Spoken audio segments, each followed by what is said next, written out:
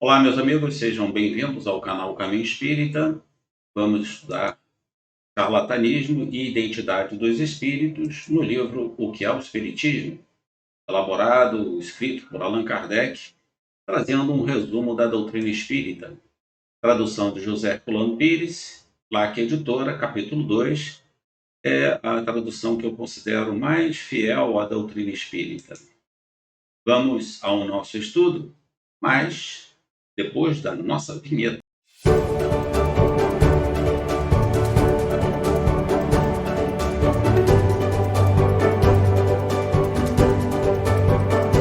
Inicia Allan Kardec dizendo: certas manifestações espíritas facilmente se prestam à imitação. Porém, apesar de as terem explorado os prestidigitadores e charlatões, do mesmo modo que o fazem com tantos outros fenômenos. Isso é um fato, né? A imitação, a cópia, né, de tantas e tantas produtos, né, nos dias de hoje, como também no passado, fez parte, faz parte ainda da nossa humanidade, né? Se nós formos estudar a história das religiões, a história da Bíblia, vamos ver que os copistas, muitas das vezes, eles, nas suas cópias, alteravam os textos bíblicos das cópias, muitas das vezes por erro e muitas das vezes por interesse, né, de certos grupos. Então, essa imitação, esse charlatanismo, essas cópias fraudulentas, existiram de toda a humanidade. E existem também, né, ocorreram também com os fenômenos espíritas. Prossegue ainda Kardec.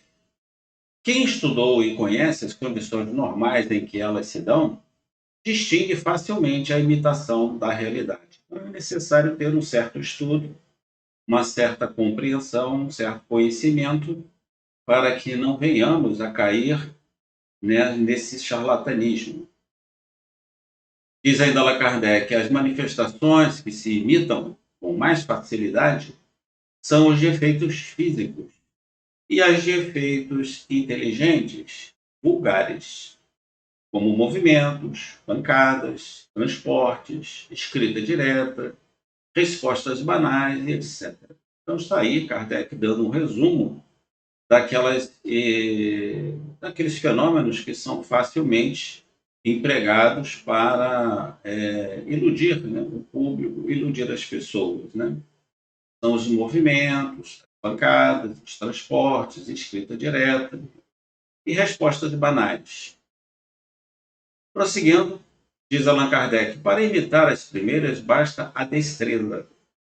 Para simular as outras é preciso uma instrução pouco comum, uma superioridade intelectual e uma faculdade de improvisar. Seguindo, diz Kardec, em geral, os que não conhecem o espiritismo inclinam-se a suspeitar dos médiuns. Isso é um fato, né? As pessoas vão logo desconfiar, né, das atitudes, né, achando que o médium está forjando tais mensagens, tais fenômenos. E as melhores garantias, diz Kardec, que podemos encontrar são o desinteresse absoluto e a honradez do médium. Pessoas há que, pela posição e caráter, estão acima de qualquer suspeita. Aí está uma indicação apresentada por Allan Kardec de como nós podemos ter uma certa garantia de estar presente diante de médiuns absolutamente desinteressados no lucro, de não cobrarem um centavo que sequer da sua faculdade. Disse Jesus, né? O que lhes é dado de graça darás. Né?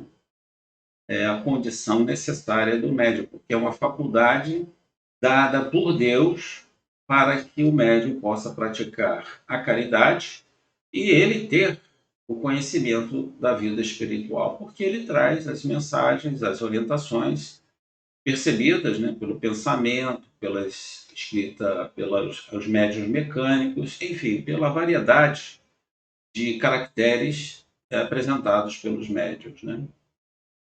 E há pessoas que nós podemos realmente ter muita confiança, porque elas estão acima de qualquer suspeita. Seguindo, diz ainda Kardec, se a cegueira da ganância pode induzir a fraude, diz o bom senso que a ausência de lucro exclui a possibilidade do charlatanismo. Vamos encontrar esses detalhes no livro dos médiuns, charlatanismo e embuste, médiuns interesseiros, fraudes espíritas. Está lá na questão 300 do livro dos médiuns. Eu coloco aqui embaixo um link, se você desejar estender os seus estudos, vai encontrar essas orientações apresentadas no livro dos médiuns. Seguindo, diz Kardec, é preciso, pois, abstermos-nos de aceitar de maneira categórica a autenticidade de todos os nomes assinados. Esse é um cuidado muito importante. Kardec nos alerta. Não é só porque a mensagem foi assinada com o nome de Jesus, de São Pedro, de Deus, de Maria, mãe de Jesus, que ela é realmente da parte desses espíritos. Podem ser espíritos brincalhões, espíritos mentirosos, espíritos que não conduzem a sua vida e as suas atitudes com seriedade. É importante atermos ao conteúdo da mensagem. Kardec vai dizer isso mais adiante. A identidade, diz Kardec, é uma das grandes dificuldades do espiritismo prático. A questão de identidade é, neste caso, absolutamente secundária e seria pueril atribuir-lhe importância. E olha o destaque que eu coloquei aqui no texto. O que importa é a natureza dos ensinamentos. São bons ou maus, dignos ou indignos, do personagem cujo nome traz. Essa é a questão. Se a mensagem ela é escrita com bondade, com caridade, com amor, com inteligência, com razão, com lógica, muitos espíritos pseudo-sábios se utilizam de algumas palavras como caridade, bondade, amor, benevolência, mas no meio da mensagem, muitas das vezes encontramos grandes decepções, grandes relatos, né, de ignorância desses espíritos. Eles colocam essas palavras para nos convencer que são espíritos elevados, mas muitas das vezes a lógica e a razão ela foge completamente à verdade.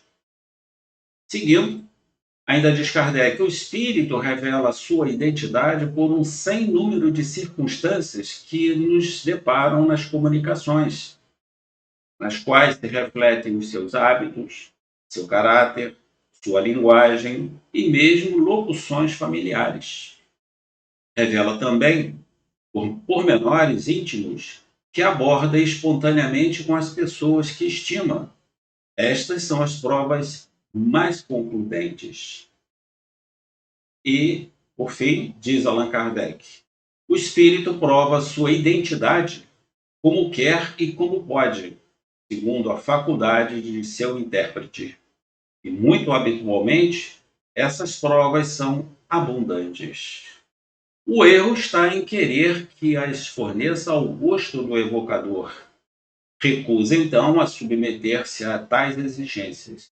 Allan Kardec está no livro dos Médiuns, no capítulo 24, Identidade dos Espíritos. Deixo aqui também para vocês um link onde vocês poderão se aprofundar mais sobre esse ponto da identidade dos espíritos. Meus amigos, ficamos por aqui. Agradeço a sua assistência. Clique no joinha, assine o canal para que a gente possa continuar trazendo esses estudos da doutrina espírita para que possamos todos nós compreendermos a verdade, a realidade da nossa vida física, da nossa vida espiritual. A todos, muita paz.